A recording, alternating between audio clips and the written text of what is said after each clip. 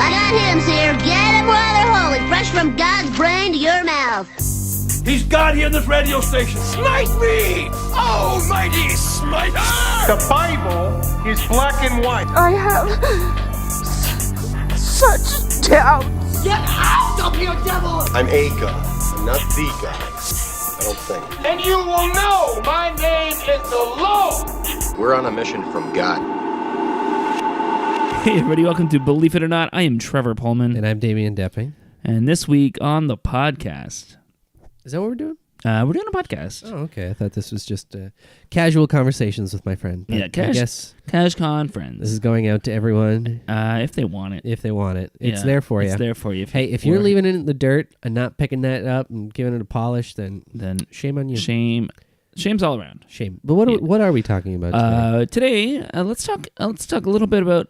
Do you know what happened between Chris Pratt and Ellen Page this week? I don't. Okay. No, I live in a bubble, I guess. I live in a bubble. You live in a bubble. Did you see Ellen Page when she was on Colbert? Did you see that clip? No. Okay. So when was that? Last week. Okay, so Yeah. she was on Colbert last week, and Yeah. then something happened with Chris Pratt after? Yeah, so it went viral with Ellen Page was on Colbert, and she was talking about how tired she is of government officials actively discriminating against the LGBTQ community. Yep. And she spoke specifically about Mike Pence and the fact that his wife is working for a school with like very anti-LGBTQ policies, and also that he just has very anti-LGBTQ policies. And she started crying. Colbert started crying. It was like a whole thing. It was very emotional, very good. Yeah. Very worth a watch. And then a little while later, Chris Pratt was on, and Same show on the Colberts, and he started talking about his church. Okay. And he was talking about this fast he was doing. Did you hear about his fast? He did a 21-day David fast. David fast, yeah, and it's where you only eat like vegetables for 21 days.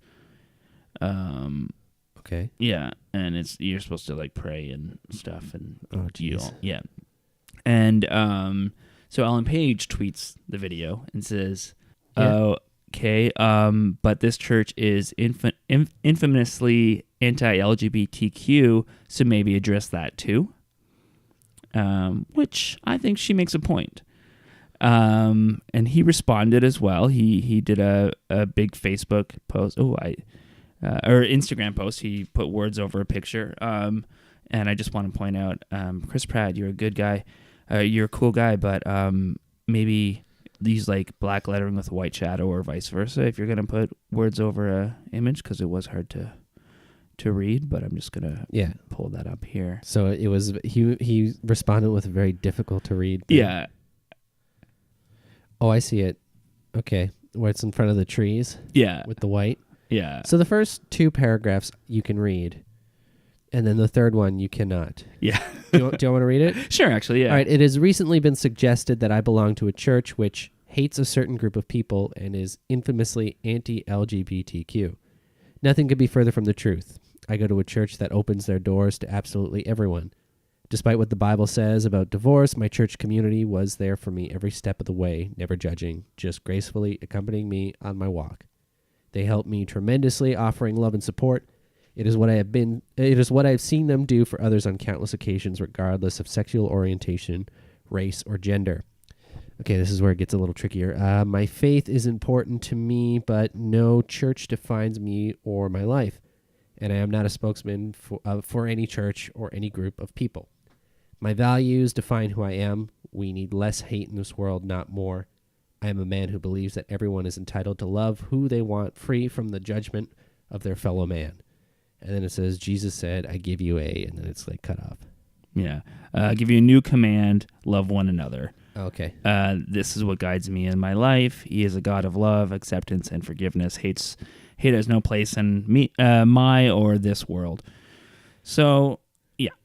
So that's kind of what happened with Chris Pratt and Ellen Page this week. I don't know. I've always been a Chris Pratt fan, I guess. I enjoy him in films. Yeah. I've always liked Ellen Page, too. I talked to Ellen Page once on the telephone. Fair enough. Yeah, so gotta side with her for that reason. Also, I happen to think she's she's got a point.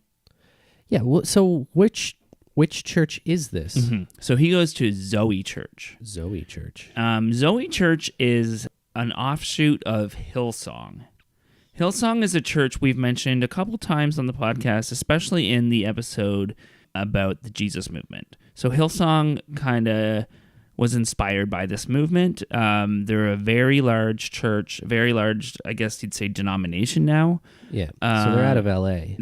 So Zoe Church is in L.A., Hillsong's out of Australia, and there's also the big Hillsong New York campus. So it's like there's the Zoe Church, which is Hillsong LA, then there's Hillsong New York, and then there's like Hillsong churches all over the world, basically. Yeah.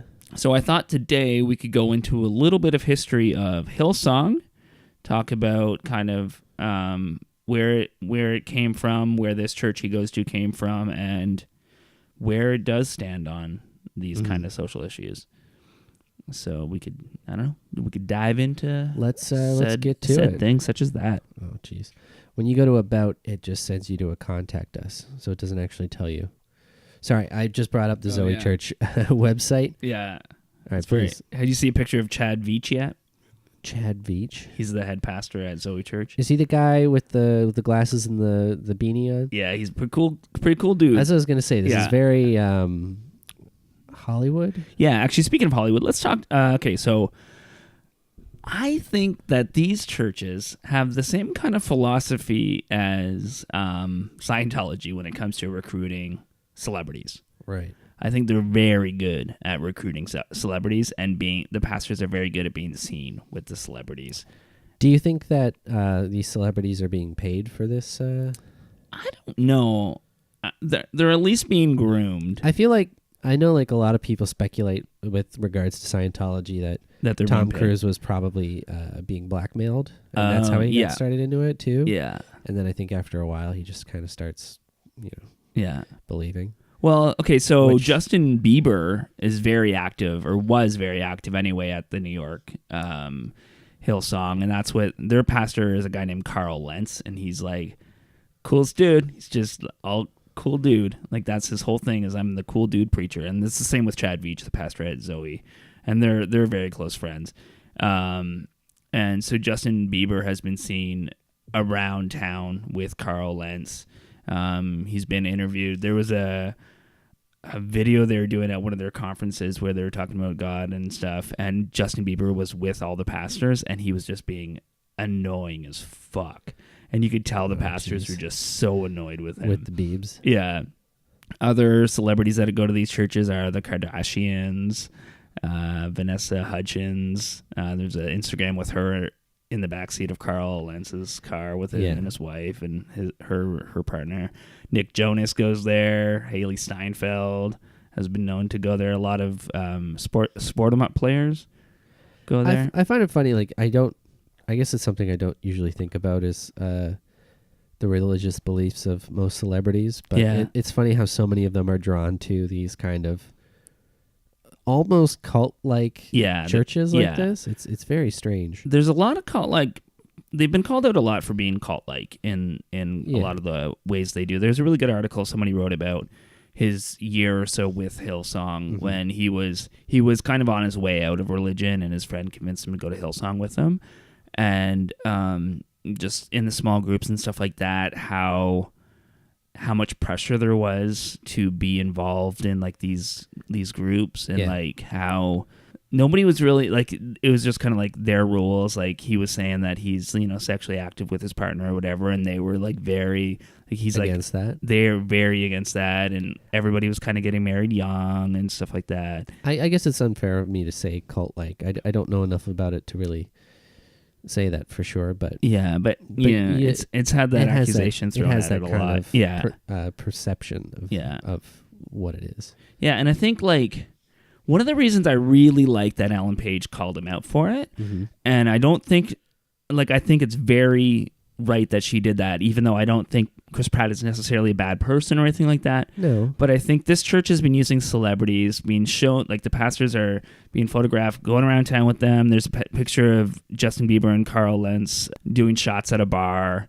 things like that. It's like very cool, and like the PR that they get for their church, and like the way they attract young people to their church using celebrities is very like they make a lot of money as a church by doing that. I think her like kind of response tweet, I think, kind of encapsulates what you were saying, where she's saying, if you are a famous actor and you belong to an organization that hates a certain group of people, don't be surprised if someone simply wonders why it's not addressed. Yeah, exactly. Being anti-LGBTQ is wrong. There aren't two sides. The damage it causes is severe. Full stop. Sending love to all. So I guess her point is, it's not necessarily saying that Chris Pratt is necessarily a bad guy or not. Yeah. And whether he is or not, that's whatever. That's a totally different story. We're not talking about that. But the fact that he goes to a church known for this kind of behavior and these kind of views. I mean, especially when you're someone who's in such a public light and such a well-known figure, you kind of have to.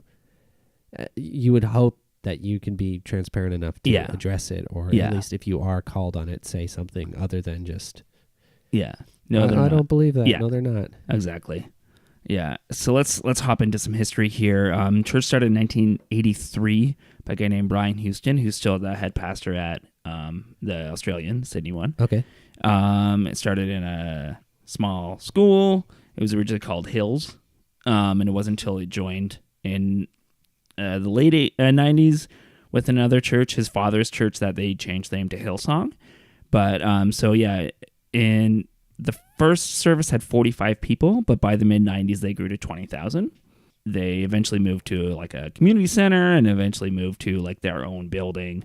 Mm-hmm. And now if you see their building, it's like looking at a picture of the Sky Dome. Like it's huge. Geez. You just open up their site and it opens with like concert pics, basically. Yeah. Their music is like we talked about in the Jesus Movement one, how like they were focused on music. That really inspired Brian Houston, and that really made it for him that music was like the number one priority for getting people to come into the church. So they've like spared no expense with music, and they're really big on getting like the best of the best, and having like they have their own in-house like songwriting teams, and like really push music, and they have a bunch of different musical groups. Well, they're going on tour this year. Yeah, they have Hillsong as the main band, and they also have Hillsong United, which I think actually makes more money. Hillsong United it started as the youth group band, like the band for the youth services. And they're friggin' huge too. They've had number one hit in Australia, and they've been at one point they were number one on Christian charts for an entire year. Yeah. So Hillsong United, they're going on tour. They'll be in. It just says Ontario, Canada. It doesn't say. That might be Ontario, California. Oh yeah. Yes. Yeah. Sorry, that's what that is. Yeah. Okay. Never mind. Scratch that. Which is interesting. The lead singer of that one is Joel Houston, his son. Toronto, Ontario. There we go. In '99, so June 27th. Scotiabank. Oh, let's go. They'll be at Scotiabank. Should we go out and hand out copies of this episode? We could on little USB drives. Yeah, we could do that. So on May 10th, 1999, Frank Houston, who is Brian Houston's dad, he handed his church over to him. It was a Christian Life Center. He handed it over to Brian and said, "It's yours now." Mm-hmm. Very rushed, very like sudden. Everybody they announced, and then it turns out that his dad Frank was a pedophile. Oh, that's that's always nice. Yeah, he had been in the 70s. He was consistently molesting a 7-year-old boy for a long period of time. I don't know how long it was. He admitted to his son after kind of handing everything over. Brian was brought in for an investigation of cover up. Like apparently there was years of cover up of this, where and he still denies that he ever covered it up. But when he paid the guy who was molested as a kid, I think he was $6,000 or something stupidly low like that. He just tried to pay him off. Wow. He according to this man, told him that it was his fault too because he was seducing him. A 7-year-old boy. A 7-year-old boy was seducing a grown man. Yeah. Okay. Yeah. So that's what a piece of shit. Yeah. Yeah.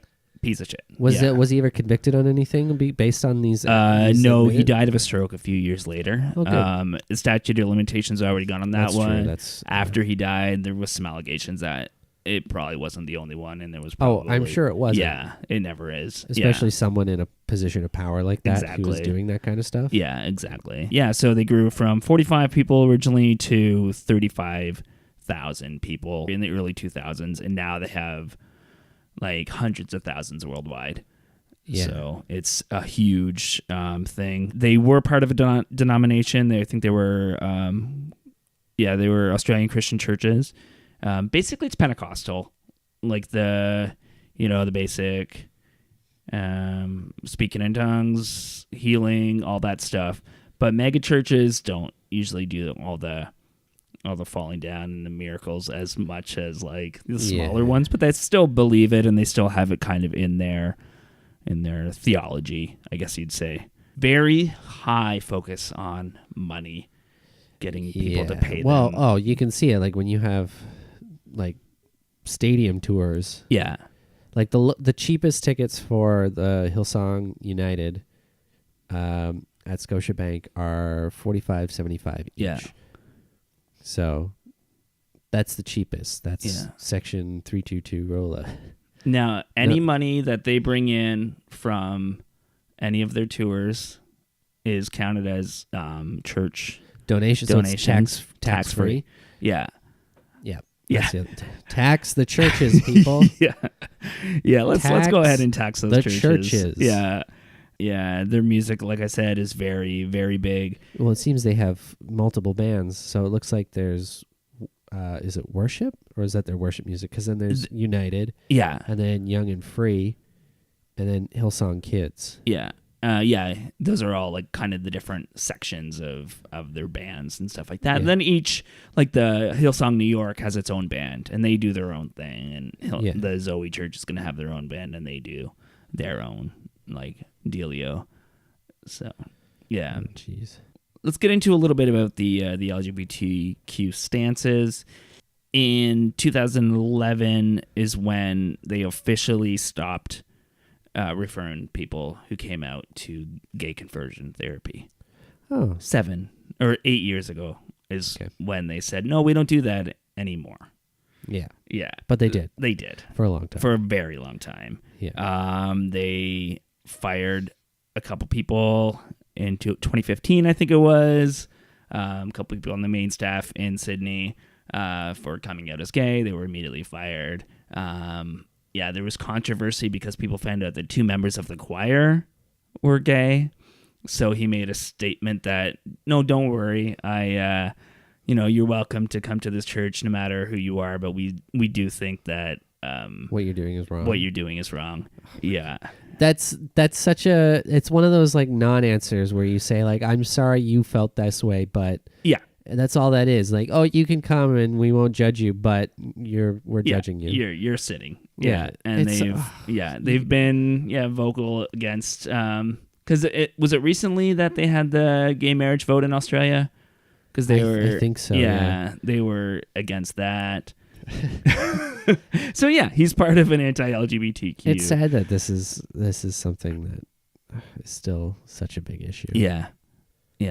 And I watched one interview. Is this Australian show called The Feed, and they were interviewing people who attend the church. And one kid, they asked him that question, like, where do you stand on homosexuality? And he's just immediately like, I don't want to answer that question. And then one of the other young people that were attending, like, tried to make it sound like, we're very welcoming of everybody and we love everybody. He'd already drank the Kool-Aid. Yeah, we love everybody, but it's we don't think that all lifestyles are the best for you and the healthiest for you. And so, okay, why do they care so much? Why should they care so much? The Bible says it. No, the Bible, but I mean, you're not doing it. Yeah. Exactly. So what the fuck? Yeah. Why do you care if someone else is doing it? Yeah. It's such an intrusive and just self-aggrandizing bullshit. Yeah. Where you're just like, my beliefs are the right ones and important, and I need to make other people's enforce them in their own lives too. Yeah, exactly. Like, if you want to believe this shit, believe it. Yeah. That's fine. Yeah. Just don't make people feel bad for being who they are. Yeah, exactly. Another big controversy, I guess you could say, is they rigged Australian Idol. They rigged it. Yeah, for one of their members was in it, so they basically like pressured everybody in the church to go out and vote for. So I don't know if that's rigged, but there's definite controversy around whether that person should have won. That's a little iffy. That's kind of like doing a battle of the bands and just having all your friends show up. Yeah, exactly. Which I don't necessarily know if that's cheating. But. Yeah, I don't know either. That's how those places sell tickets. It's like a bringer show for comedy, where it's I remember, it's unrelated, but I was doing an open mic and the host was saying that she helped judge a stand-up thing the night before, but it was like a contest, and it was pretty much like votes by the audience. So all it was whoever brought the most friends won. So it was this guy's first night doing comedy, and he won because he happened to bring the most friends. Oh, jeez. And then she goes, "Hey, we do open mics every Monday," and he goes, "Well, I'm a winner of a comedy competition, so I don't think I'm going to be doing open mics." Wait, get fucked. Yeah. What an asshole. Yeah. Going back a little bit to the Chris Pratt thing, I shared a post on the Believe It or Not Facebook page. If anybody's not subscribed to that, get on there. I share things once in a while, or me and Damien will both share things on there. Yeah, we'll put stuff up. Yeah, sometimes they're funny, sometimes they're just interesting articles. I think more often than not, I just send stuff to you and then you post it. Yeah. But I shared this woman's post. Her name's Charlotte Clymer. I didn't get permission to post it because I wasn't sure how to message her, because it was like, but a lot of people had shared this, so I figured it was okay to share and to talk about here. But she wrote about her experience as a trans woman in the church. Yeah. And in comparison to what Chris Pratt experienced and stuff like that as like a white, cis, popular man. Yep. And it's a really good read. It's very long, so I won't read it here, but I really recommend you read it from her perspective. She's still a Christian. She still goes to church, but it's it's just a very interesting perspective, and you should check it out. Okay, worth looking into then. Yeah, see if there's any quotes I should pull here for a second. Oh yeah, this one is really great. Imagine that all the bad shit in Christianity remains, but now it's dressed up in really soft, warm sermons and concert-like worship services with stage lights and fashionable preachers and heavy emphasis on pop music and youth-centered messaging. Hateful with an Instagram charm. That's what it feels like. It definitely feels like it's like a smokescreen to detract from like all these views. It was like, well, look how progressive they are. Look how engaging they are with the youth, and look they're doing this, like making great music. Yeah. It's just like, no, it's just another way to distract from people really looking at what they're saying. And being like, that's not right. Yeah, and it's funny because even when I was a youth pastor, I was always frustrated with because we'd meet up sometimes for coffee with other youth pastors in the area, or we'd like go to conferences and stuff, and I just met a lot of other youth pastors, and I always find there was this thing where everybody was trying to be the coolest guy in the room, and I always felt like that was their way to try to reach the kids, was to be a cool dude. So what you're doing is you're looking at whatever the fashion trends are, and you're looking at, and it's just like so methodical and so very deceptive, and it just didn't feel natural. And my thing was always, what about the nerdy kid who was bullied by those cool kids? Yeah. How did they come to you? Like, it's like, just it was be less yourself. About being accessible to Yeah, people. it was, and more about keeping them on the right side. Yeah. And it always just felt fake, wrong, and just ill thought out, I guess. I can really see you in the early 2000s dressing like all the cool kids with your hip talk. Oh man, the closest I ever got was like, and it was just genuinely me. I used to dye my hair black and like push it over to the side because I was an actual emo kid, like. But so maybe that's what people thought I was doing too, was just trying to be cool. It's like, oh, he's just trying to be the cool pastor. Or it's a emo pastor. But I definitely did not accomplish that. No, it didn't work? No. You weren't popular? No. Oh, the kids hated you? No, I was popular with the kids. I wasn't like the cool kid, like the other youth pastors. I wasn't hanging out at the cool table there. Were they hanging out with the kids all the time? Because that's weird too. Yeah, that's weird too. No, I didn't do that. Okay, Yeah, good. Just at youth group. At youth group. Yeah. Yeah, at youth group's Yeah, fine. yeah. And then if you like encounter them in real life, sure. Yes. Yeah, Yes. yeah, Yes. Yes. But yeah. we're not like, hey, you guys want to come to my house tomorrow? We'll like watch movies or something. Yeah. I'm like, what? No. No. I also loved too at the time, and I don't know if this is still a thing, but all youth pastors had faux hawks. Did they? It was Yeah. just like the youth pastor requirement was to have a faux hawk. That's fair. Did Yeah. you ever have one? I never did. No. Yeah, I guess You I should wasn't get a one true. now. Yeah, might as well. Now you're no longer youth pastor, Yeah. so you may as well faux hawk it up. Yeah, exactly. Bring it back. That's true. Okay, so Carl Lentz, go back to him for a minute. He went to school in Australia at the Hillsong College and befriended Joel Houston, who's Brian's son. And then he met his wife, who's an Australian there as well. So that's kind of how he got his in with the Hillsong Church. Their church is very big in New York, and that's the one that all the hip celebrities go to in New York City. Oh yeah, sorry. Weird story I read about. It was the night that Carl Lentz and Justin Bieber were doing shots at that bar. They also Oh, I think I remember that. they took a rickshaw ride Yeah. and went down the street singing "Move, bitch, get out the way" really loudly. Really? Yeah.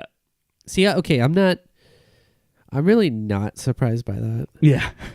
Because I also feel like that's just another way for them to be like, look, we're cool. Yeah, too. yeah. So let's sing a 20-year-old song Yeah. that's, really offensive. Yeah. Oh, yeah. So there's this guy named Mike Guglielmucci. Guglielmucci. He's a songwriter in Australia, and he recorded a song with Hillsong United, and he also had it on his own album with his church. It's a worship song called Healer, and it's about when he was diagnosed with cancer, and he's trusting God to heal him. Okay. But it turns out he faked having cancer. Faked having cancer. Yeah. So he got in a minor accident, went to the hospital, and then he told people that while they were in there, they found out he had cancer. But he didn't. He didn't. He says he apologized and said that he was covering up for a porn addiction he had, and he wanted to. Okay. Christians always say they have a porn addiction if they enjoy watching porn. So they like porn, so therefore they have a porn addiction. Yeah. I think what's more ridiculous is that you fake cancer to hide that you your like porn. Yeah. Yeah. Yeah. Oh no, I like pornography. What do I do? Oh, I know. I'll fake cancer real quick. How will that help? I don't know. How will that It definitely take away helped them from sell it? records, though. I mean, you can still have cancer and watch porn. Yeah. One does not. Well, yeah, negate they're the not other. mutually exclusive. No, not at all. But now, he didn't face charges, but now he has to give any money he makes on the song to a charity. Good. Yeah, and so Hillsong does too. Like if you buy an album with that song on it, Hillsong has to give money That's fair. to a charity. If I mean, if he gets cancer later, does he get the money? oh, that's a good question. I wonder. And I wonder too because they've also been criticized for not giving much money to charity. Oh, really? Out of all the money they church- have their own charities. That doesn't count. Yeah, That's like paying yourself. yeah, exactly. Like all the money I make goes to a charity. It goes to the charity of me. Yeah, and they're also very sneaky with like how Brian Houston makes money and like how he filters it kind of through these charities and stuff like that, so he never has to pay taxes. Like he barely pays any taxes himself, even though he's living like a lavish lifestyle. Which is insane. I still don't get why we don't tax. churches. Tax the churches. Yeah. It's a lot of money you can make from these. Some of them multi-billion-dollar corporations. Mm-hmm. Yeah. So I think we just call out.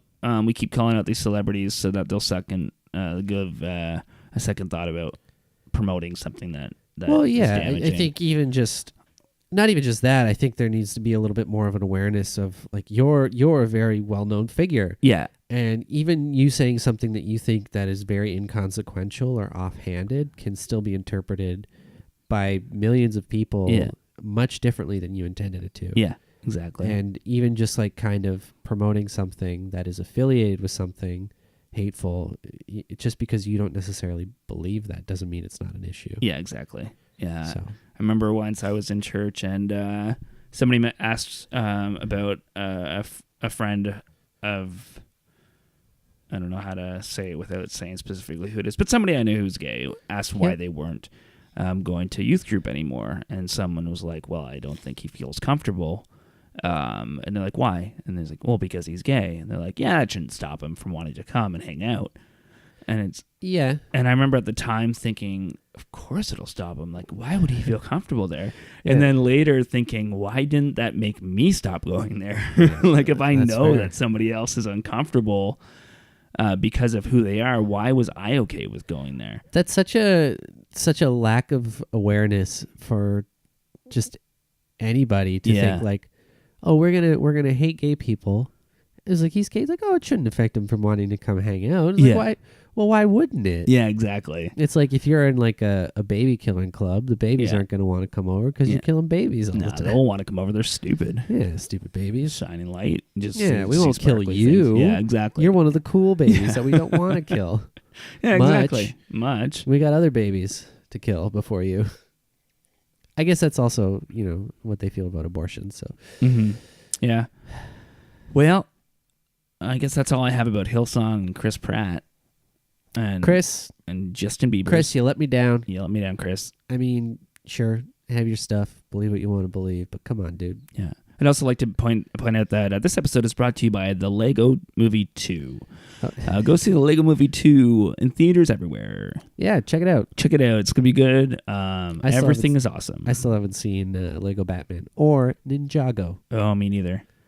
But I did play a Lego video game once. Oh, yeah? Which one? It's called Lego Island. It's like an old PC game. I used to play it all the time. Fair enough. Let's do a Christian rock lyric of the week. Christian rock lyric of the week. Can't you see you're not making Christianity better? You're just making rock and roll worse. I figured I would just do the song Mike Googly Eyes did. Because why not, right? Well, we may as well. We're talking about a very musically oriented group, so why not? Mm-hmm. Why not use one of their songs? All right, what's this song called? It's called Healer. Healer. Let's see. That's a good. Oh, I need a healer. And I believe you're my portion. I believe you're more than enough for me. Jesus, you're all I need. I just love that line. I believe you're my portion. It's such a sad way. I believe you're my portion. Excuse me? What's that? Can you imagine saying that to like someone you care about or love? It's like, you know what? You're my portion, baby. Yeah. Well, that's another thing about worship music, especially with new music, like worship music. It's a lot of people call it the Jesus girlfriend or the Jesus boyfriend, where it's like you could take any of these lyrics, and if you replace God or Lord with baby, it's just a love song. It's like creepy. It's just it's really and it's also creepy as hell. It's like something the Police would sing. So all this is Jesus is his portion. Yeah. So like you're in the slop line, and you get your scoop of baked beans. That's Jesus. I mean, there's like you hold my every moment. You calm my raging seas. You walk with me through fire. Heal all of my disease. I trust in you, Lord. Lord, I trust in you. Technically, he is cancer free now. Yeah. Yeah. So the thing about this too is, which seems to be a very common theme in a lot of this Christian music. It is so generic and so vague. Yeah. And it all seems to be saying the exact same thing. Yeah. There's no real variation in it. It's all you're this, you do this. It's like, have a little. Yeah. It was like that Flight of the Conchords when he's like writing the song for his girlfriend, and it's like, it's not. I mean, I wouldn't actually do that. It's just like a metaphor. Well, like, what about this one? You'll climb every mountain. Yeah. Would you do that? No. So don't. So it's not really. Doesn't really work. So what would you do? I don't know. I'd hang out. That'd be a good one. I'd hang out with Jesus. Yeah. If he showed up today, I'd say, yeah, let's chill, man. Let's chill. I guess that's it for us. Get some Mountain Dew. Get some Mountain Dew with Jesus. Hang out. Play some Christian rock music, and rate us 5 stars on iTunes. Yeah, and if you have any questions or comments, feel free to message us. Yeah. Complain or agree with whatever we say. Again, we don't necessarily know what we're talking about. Yeah. These are just our opinions These and are our just thoughts. our stupid little thoughts. Yeah, we're not experts. Yeah. We don't pretend to be. Yeah. We're just a couple of angry white dudes. Some couple angry white dudes. Bye. Bye.